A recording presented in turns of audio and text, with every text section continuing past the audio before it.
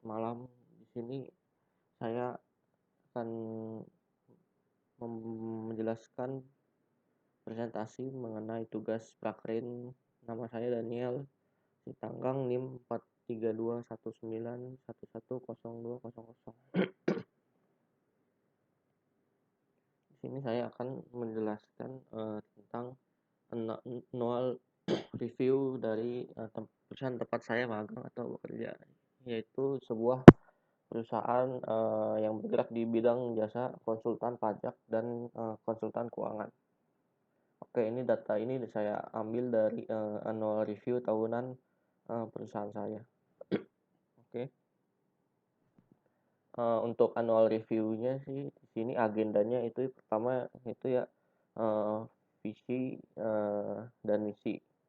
Kemudian yang kedua itu evaluasi kinerja 2016 sampai 2020. Ketiga yaitu struktur tim dan organisasi. Kemudian keempat adalah rencana kerja 1 sampai 3 tahun ke depan. Nah, kemudian yang terakhir adalah closing, yaitu koreksi input dan masukan. Sini saya langsung ke selanjutnya. Nah, di sini untuk perusahaan PAB Consulting ini profitnya mengalami kenaikan dan kerugiannya menurun. Di sini tim PAB Consulting sangat senang karena progres timnya sudah tercapai. Makanya di sini di annual review ini membahas mengenai review our wins and lose from last next year and overview what you can expect for next year. Oke. Untuk tahun-tahun sebelumnya di sini adalah tabel growth by sector tabel. Nah, di sini jelaskan bahwa dari tahun ke tahun klien mengalami peningkatan ya. Untuk tahun 2016 klien itu baru 6. Dan untuk resources baru 4 atau jumlah karyawannya baru 4. Nah, selama tahun 2016 proyek-proyek yang dikerjakan oleh kantor adalah proyek TA dan review SO. TA ini adalah tax amnesty dan SO ini adalah nama klien. Oke. Untuk tahun 2017 kliennya makin bertambah banyak menjadi 19 klien dengan resources atau karyawan 5 orang. Nah, di sini proyeknya ada untuk proyek klien SPL dan proyek audit dan proyek klien GR. Kemudian di tahun 2018 mengalami kenaikan lagi yang cukup signifikan menjadi 37 klien dengan resources 6 karyawan. Di sini proyek besarnya untuk tahun 2018 adalah klien SPL, kemudian klien BPTM dan klien GR. Untuk tahun 2019 jumlah klien meningkat lagi menjadi 45 klien dengan resources 6 orang dan proyek besar yang terjadi di 2019 adalah proyek klien Borneo, kemudian proyek audit dan proyek klien KSS. Di sini juga tahun 2019 ada satu klien yang keluar. Nah, di tahun 2020 klien menjadi 60 klien dengan resources 9 karyawan dan proyek besar 2020 adalah proyek CMS dan proyek audit. Nah, di sini juga ada keluar satu klien juga di tahun 2020. Nah, untuk 2021 ini klien bertambah menjadi 65 klien dengan resources 11 karyawan dan proyek besar 2021 adalah proyek klien CMS dan proyek audit. Di sini juga ada satu klien yang tereliminasi atau keluar dari klien. Nah, kemudian ini adalah gambaran besar secara growth dari tahun 2016 ke tahun 2021 untuk PAB Consulting. Oke. Di sini ada beberapa isu yang dibawa di annual report ini. Yang pertama adalah yang struktur organisasi dan tim, kemudian job distribution, yang ketiga productivity versus efficiency, yang keempat adalah key performance indicator atau KPI untuk individual dan tim, Yang kelima adalah one man show culture. Di sini tidak akan saya jabarkan satu persatu karena emang spesifik sekali dan cukup panjang.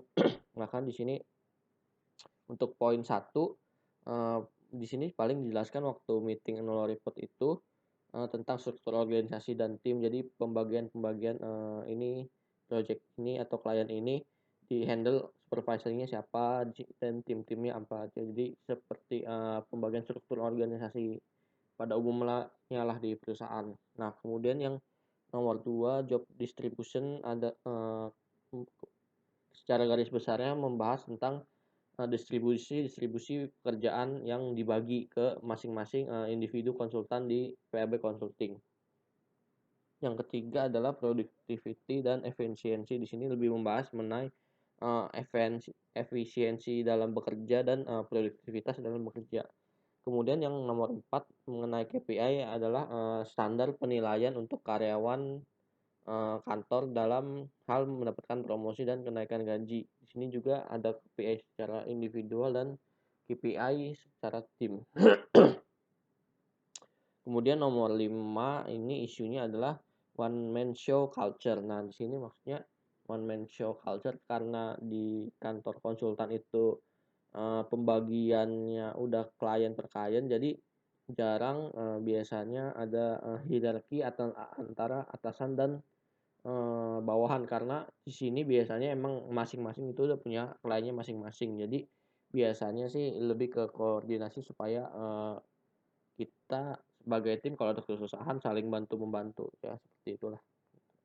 Kemudian untuk timeline rencana kerja PAB Consulting sampai 2022 adalah untuk Juli sampai September 2021 ini untuk Shilin build up tim. Jadi Shilin ini adalah klien kami, kemudian maintaining existing client, jadi memaintain klien-klien yang sudah ada supaya klien itu tetap puas memakai jasa konsultan pajak PAB, dan kemudian adalah add new client dan tim marketingnya mencari klien-klien baru untuk PAB Consulting.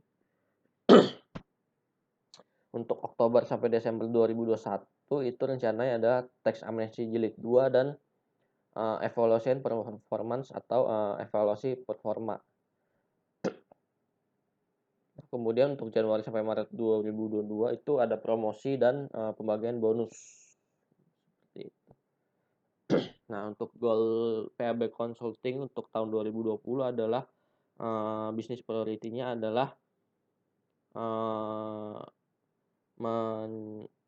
memaintain pertumbuhan dan lebih berharap dapat lebih fokus mencari klien baru supaya ada project-project baru.